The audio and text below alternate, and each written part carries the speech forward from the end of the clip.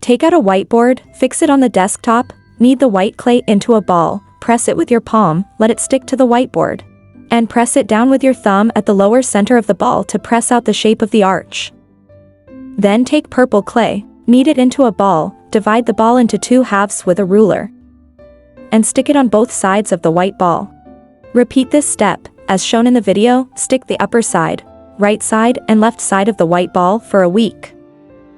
Then, knead the purple clay balls and stick them close to the bottom circle of purple clay balls.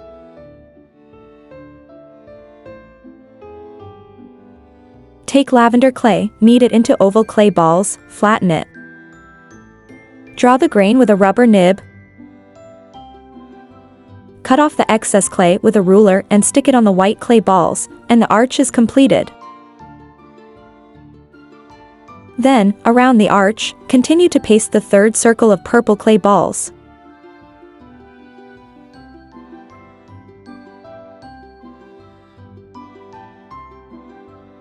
And use a ruler to cut off the excess clay as shown in the video. Rub the small lavender clay ball and stick it close to the arch.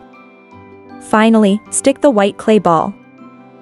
Rub the green clay ball to flatten it, and press the vein texture on the clay piece with a tool. Rub a long green clay strip with a thick end and a thin end and insert it in the gap of a purple ball. You can make more leaves and stick them on the top.